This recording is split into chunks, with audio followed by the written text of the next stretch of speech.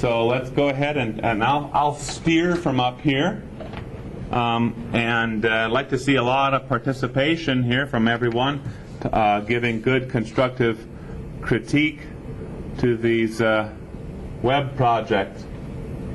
So here we are on GIS Center-RD, that's Research and Development, ISU.edu. So that's the student server. This can be seen from anywhere, right? Your mom can look at this from home. You can show her what you've been up to. And so can your potential employers, right? So if you want to keep some of this stuff out there, let us know before the end of the semester that you want to keep this map service live, or this web application live, and we'll do that for you as long as we can. East Fork of the Snake River. Now this one, I am almost certain, yeah, Carol Moores.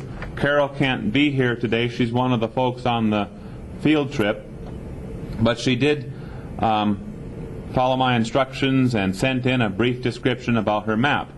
So I'll read this here. Carol says, I am showing the sample data I collected from Big Springs to Max Inn.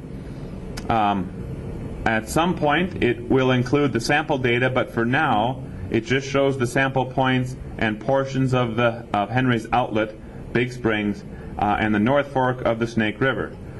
Later she wants to include the data collected at each point, as well as a graph of all the data along that reach of the river.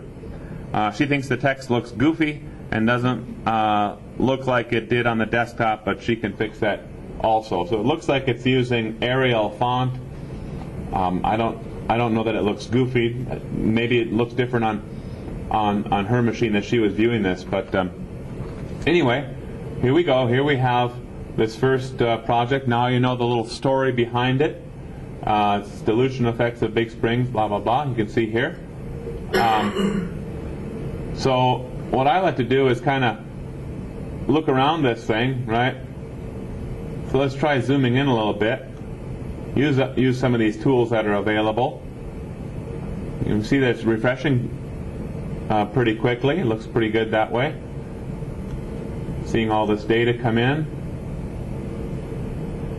Okay, so see we have some vector data that doesn't overlay perfectly with the raster imagery underneath it.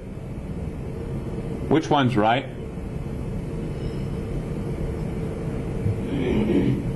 Yeah, hard to tell, isn't it?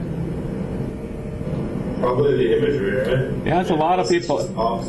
Yeah, well, the imagery is taking a picture of the real world, but the imagery also is not perfectly I mean, there's horizontal positional accuracy issues with the NAIP imagery. But of course, I mean, the imagery, this is really what the shape of the river looks like. And so when you zoom into this sort of level and you start revealing to your end user, to the viewer, oh, things just don't line up very well, it doesn't look too good, how could you fix this? You could have that layer turn off at a certain... And what's that called? Scale dependencies. Yeah, scale dependencies, right. So she could apply a scale dependency so that when she gets in, you know, maybe around 1 to 10,000. We're at 1 to 6,800 right now. Play with that a little bit. Maybe this is the perfect place to do it. Maybe it should be done at 1 to 10,000. Yeah, maybe so. So there we are at 1 to 10,000. Still, you can see that it doesn't line up too well. So maybe at 1 to 10,000, scale dependency could be applied to turn off this vector layer and you know, just leave the NAIP in behind here. Unless she has some reason that she wants to keep this on because she wants to allow people to query it. Now, interestingly enough, you can actually query things without them being turned on and made visible. So you can make them invisible. Well, here's a little trick. Here's a little trick, right? You can set it so that the drawing symbol, the symbology for this river, is invisible. No color for the fill, no color for the outline, right? And yet it's still showing. ARC knows where everything is, so if you click on this part of the, of the river, it still queries into that polygon, and you can give the people the information. So, so that could work to your advantage doing those sorts of things. Let's take a look at, let's do this, identify. What do we got here? Okay, so folks were having trouble with this. Oh, I see, it's going into those two. Showing latitude, longitude, that's fine. And the object ID, if we can get rid of object ID, I think that would look better. And she said she wants to build some more data in behind this, so that's good. Actual sample data from the river. That's fine. No overview, but perhaps she's going to work on this, or maybe she was having problems with it, as some other folks had noted. Okay. What do you guys think? Well, this is Peter over at Boise. Yep. I was thinking maybe the way she's named some of the layers, it might be kind of, she might be able to name them where it's a little more natural for whoever's looking at it. It's not really, I don't know. Yep. Seems like it could be changed a bit there. Yeah, I see what you mean there. The XY chords W Merc. I'm not sure what that means either. I'm going to guess it's something with mercury sampling. Is that it? Maybe? I don't know. So yeah, a person would want to see that. And where would a person make that change? Go all the way back to ArcMap, right? Go back to ArcMap and make that change there. And you're going to apply essentially a cosmetic renaming right there in the layers property for this one. Rivers, maybe the rivers of southeast Idaho, whatever. But I can certainly see that, and I agree with you on that. The scale dependency also would be done, set up in ArcMap as well. Something else that may be useful is where they have the mercury hits, maybe put the concentration value of that mercury hit. Yeah, I think that's what she was meaning, that she wanted to build in that data. So let's just say that this spot over here, I'm kind of circling the mouse cursor, has got very high mercury, if that's even what this is doing, and this one over here is very low, and this one's over here medium. Right now, can you tell the difference? So maybe when she builds that in, the data would be also nice to use what, so that visually you can see high, medium, low. How would she do that? Maybe make the size of the point depend on that. Right, and so how would you do that?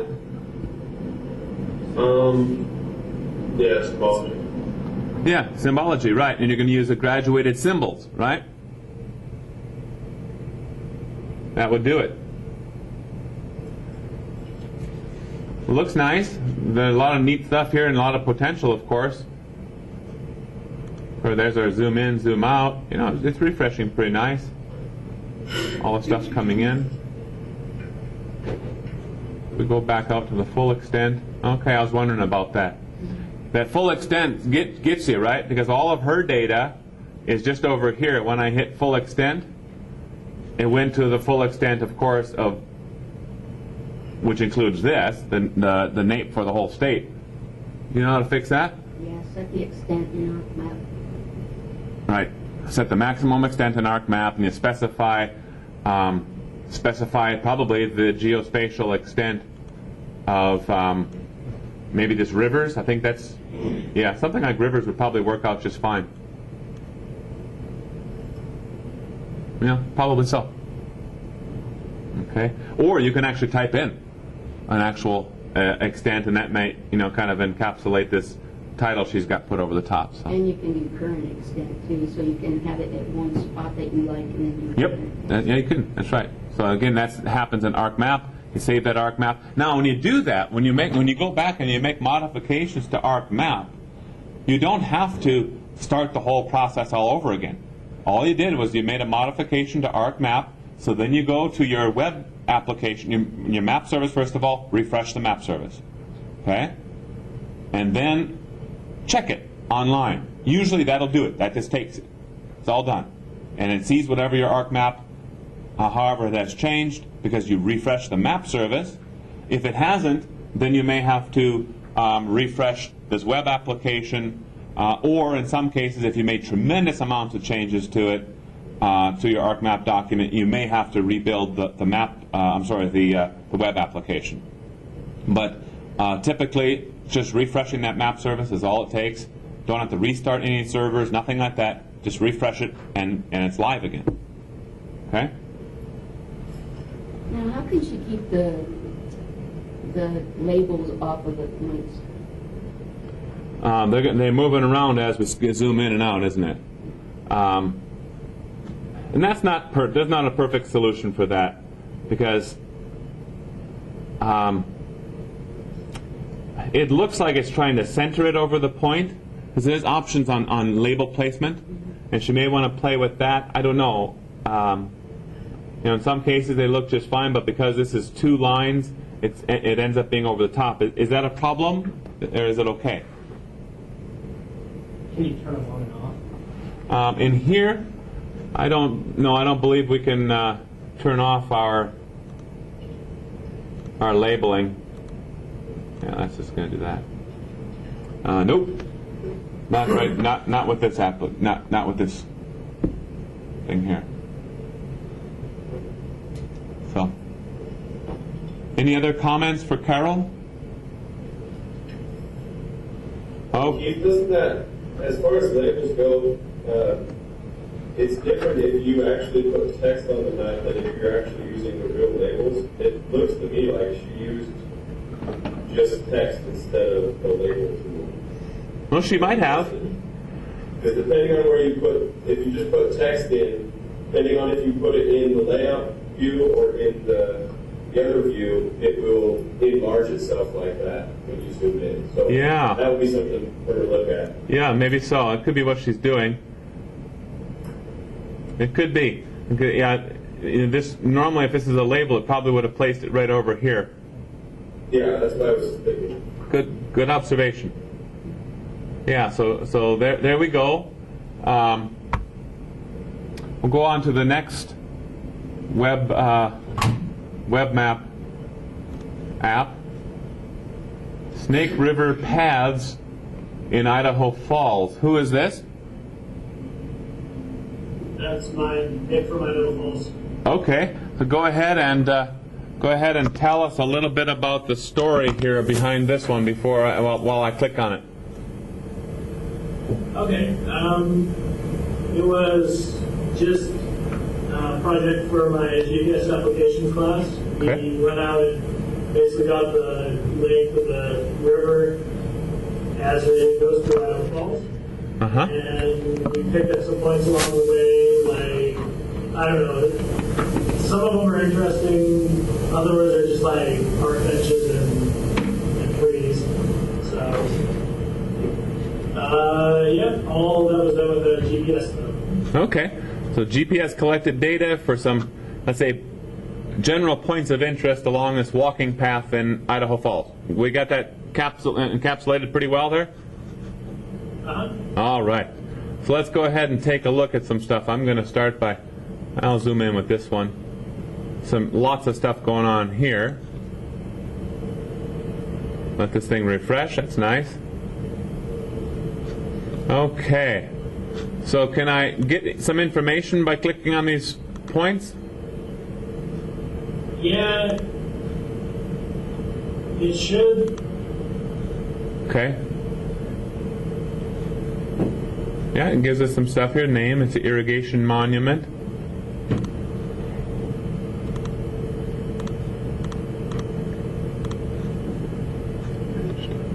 Okay. Some of them have comments and some of them have names because we collected them at different times and when Sure. they appended them together, they had different column names. So. Okay. Okay. Shaped by